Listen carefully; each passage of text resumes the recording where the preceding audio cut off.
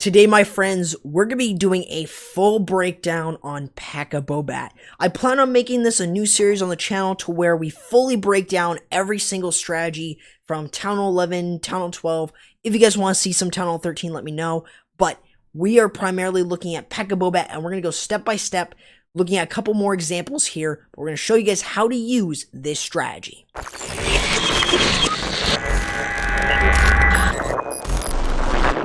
So within this video, we're going to break down this attack strategy. We're going to go step by step in order to teach you guys how to use this strategy. This is a really reliable way of using a Pekka bowler strategy, as most of the time, this is going to work a lot better than, like, let's say a Pekka smash. I would say Pekka smash is a little bit harder, on the harder side. It's really difficult to get it right, and it definitely takes base designs where you cannot use a drag bat or even a Pekka Bobat, so just those type of bases. But with that being said, let's go over step one. So when you're planning this attack strategy, let's first take a look at how the base is set up. So this is really our basic step here, scouting the base. What calls for a particular base to be used, or I guess to be hit with this attack. So our key objectives here are going to be looking at the Eagle and the Multi-Inferno.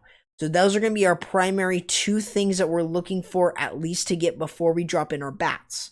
Once we've done so, now what we've got, so we're taking a look at that. Getting rid of those are going to be some big things. Now, let's also go ahead and take a look at our splash buildings. Infernos, Wizard Towers, let's see where they're being placed. Then we can see how much value we're going to be getting. So from this section alone, we've got a couple Inferno Towers. Actually, both Inferno Towers are with Wizard Towers. So that's step one. We noticed that. The next one, we can see where those Wizard Towers are. So the biggest thing that we need to take away from this is, for one, where are we going to be entering in from?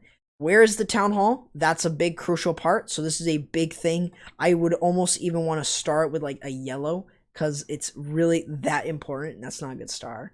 There we go. That's a little bit better. That is definitely going to be a big defense to sort of, or not defense, but that's a big thing to notice, because the biggest thing here is getting the right area for your wall wrecker. So our wall wrecker is going to go in this sort of straight line here. So what we want is we want that wall wrecker to break about here, pop it there, then we have the sort of Pekkas to move into the base. That is going to be sort of our planning there. Now, with that being said, as well, is our first genuine step when we're actually using this strategy is creating the funnel. So that is why we have an Electro Dragon within this composition. So what we're going to be seeing is we'll drop in the Electro Dragon around this area here, clear up this area as a majority of it is touching, or there's a one tile gap in between. And then what we're going to do is we're going to use Pekkas. So what we're doing here is we're using an E-drag on this side to create the funnel. So we can put like an E for an E-drag. And then what we're doing over here on the other side is just using a couple Pekkas to go in here, create the funnel in these two areas. So that's all we're doing there. Then we can actually send in our wall wrecker around here, get some value from this area, and then we'll kind of explain the bats. And then the rage spells are super simple, making sure that we're raging up our bowlers if they go in the base, and our Pekkas if they also move into the base as well. That is really how simple this attack strategy can be. Now you may notice that we're using a balloon. Why are we doing so? It's called a coconut loon. A coconut loon's job is to soak up any seeking air mines or any air trap that could really be a hindrance to things such as an Electro Dragon or to healers. Those are the things that you're looking at. So you'll see that what we're doing on these two sections here is, for one, we're using a Electro Dragon. So you can see on that dark elixir storage, it's not going to take it out, but it is going to get pretty close. On the other side, we've got a Pekka and the King. We're using those two in order to drive everything to go into the base, like I said. So that's what we're doing here. We're taking our time just so that then you guys can understand it. We're explaining this one in order to hopefully teach you guys this strategy. So you'll see that once that wall has been broken up, you'll see that everything, or at least most of everything, is going to move in. First and foremost, the biggest thing here that I want to kind of sort of mention to you guys is take a look at the bowlers, because they're going to target this, and then they're going to target this. They're going to move right onto the outside. That's it. So the biggest thing I want you guys to take away from that is this is the reason why you want to get some funneling value made, so that then a lot of your bowlers don't stay on the outside and rather start to move in, like you see a couple of them doing right there. But as everything is moving in, you can see that we're going to use the balloon and the Pekka. That can really definitely help the rest of our Pekkas moving in. We have our rage spells specifically for them, and you'll see that we've gotten around 1 wizard tower and a multi-inferno. That's some good value there. Actually, we got 2 wizard towers and 1 multi-inferno. That's some good value. We're already working our way towards the eagle. So that's some really good value that we're getting here with this attack. The next thing after you take out that eagle, let's take a look at this section. Let's focus in here. You can still see those Pekkas, but he's going to drop in a freeze. No rage. He doesn't have a rage. Freeze and then those bat spells. He's going to get all 3 air targeting defenses. He's going to have to use another one because they're all sort of splitting around the base, but you'll see that's why. We wanted to make sure that we froze up the Wizard Tower and Multi-Inferno Tower together in order to get that value. That's what we were looking for within this example. So you'll see that now what we're doing is we're going to use the free spells when we're in range of that Wizard Tower. That way we can actually be able to sort of take that out, and you'll see from there with the bats and the queen's help, easily getting rid of the rest of the base.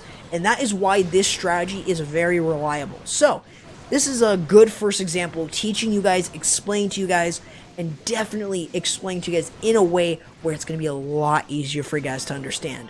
Now let's go ahead and move on to our next example with this attack. So here we go, guys. We've got another example, and let's go ahead and just really quickly see, where is the value that we're looking for. So let's just take our time here. Another Electric Dragon is going to be placed in order to sort of create some more funneling value. But take a look at, for one, where that Town Hall is being placed. It's right here. So that means that we're going to be targeting probably about here. We're targeting maybe about here. That's a good area that can really get us some really unique value after we create the funnel on both sides. So that's why we've got the Electro Dragon still working on this section here. And we even have the King over there to create the funnel as well. A Pekka to move down this direction, a couple Pekkas to work their way here, and then we have the stone or the Wall Wrecker moving in. The Wall Wrecker from there is actually going to get all of this. That's some good value. 2 Wizard Towers, Multi-Inferno, Eagle. That's some good value there. And you'll notice that from this other side, there's only just a couple Wizard Towers there. Not a lot of splash in that area. Now, there is a damage CC within this enemy clan castle. However, we're going to easily deal with this by having that queen moving in, having that funnel established, allowing our bowlers, our Pekkas, to move into the base and get used to that rage. Now, this is where you guys can use one of 2 methods to 3-star with the bats. You can either use a bat wave or a bat bomb. In the first example, you saw a bat bomb, and this one you see a bat wave. Now, the bat bomb, of course, usually uses a rage spell. However, in this case, we are not using a rage, and instead we have the bats just going in with the free spells. Now, the biggest thing I want you guys to take away from is things like those Teslas. Of course, they are definitely going to do some work if they do not get, enough sort of tankage, I guess. So if they split like you see right there, they can actually whittle them down very easily. The bats don't do a whole heck of a lot of damage, but they definitely still do a lot of damage, just enough so that way, they can still take out defenses, of course. But still a great example of using this strategy, and you can see how reliable it is. Now, that right there was a really good example of being careful with air troops near bats. This really works as well for drag bat, as well as if a dragon goes right by a red air bomb, it may go over to the bats and take them out. So just a couple things to keep in mind. Now let's go ahead and move on to a couple more examples that we have with the Pekka Bobat. So here we go, guys. We've got our last example right here, and what we're going to be taking a look at is, again, we're trying to take a look at where is the Infernos placed, where is the Eagle placed, actually. And then another thing is, where is the splash? And that's what we're looking for here. So we're going to see this being started off with a queen walk. Instead of using a couple P.E.K.K.A.s, we're going to use a queen walk to start off this attack. That's very, very simple. Doesn't take too much, and this is a very basic thing, so you guys can really learn this as well. Just remember that you want to create the funnel with something like a baby dragon, electro dragon, stuff like that. Especially when you're near the queen, definitely you're going to use those. Then what you'll see is we have a P.E.K.K.A. and the king creating the funnel on the opposite side for that queen to walk in, and then we can send in our P.E.K.K.A.s and our bowlers. Notice that we've already cleared out the first layer. That means that the bowlers are no longer going to stay on the outside, and they will work their way in. Well, at least a couple of them will, but now you see that all of them are moving in, and they are going to be working their way through the base.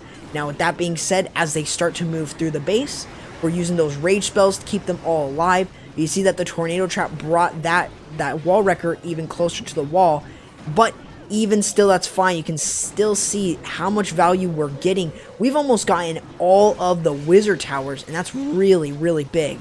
So you'll see from this example is that we are basically sending in our bats, going into the base there with the bat wave, making sure that we're going to keep them frozen. You can still see that wall wrecker still up, gets right up to that town hall, and we have a P.E.K.K.A. within that wall wrecker. So now what we've got just going through is just using those bats to clear up the rest of everything else. Don't even need to use the free spells too much. We can swag them whenever we want. And that's a really easy wreck of this base.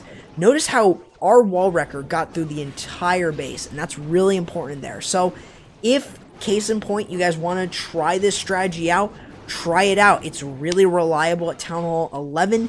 And possibly at Town Hall 12 as well. But if you guys are definitely looking for a strategy that is really reliable, then this is definitely going to be a strategy for you. Let me know in the comments below if you guys enjoy this sort of style of video where we're going to be going over this in a full breakdown, step by step. We're going to teach you guys this strategy, any strategy that I sort of decide that we're going to do this, and that is what we're going to be doing. So with that being said, guys, I hope you guys enjoyed, learned something from it. Definitely that's going to be the key takeaway, at least to me. Feel free to go ahead and join my community Discord. Follow me on Twitter, Instagram, Twitch. Feel free to follow me on the socials there. Also, feel free to go ahead, join my community Discord server, and join any of the clans I'm covering within the description. Just keep in mind, though, that they do not accept in-game requests. You will have to apply through Discord, follow their instructions, and all of that. But with that being said, guys, don't forget to like, subscribe, and turn on the notification bell so you guys can join the Corrupt fam. But with that being said, guys, that's going to do it for the video. Hope you guys enjoyed, and I'll be seeing you guys next time. Corrupt, signing out.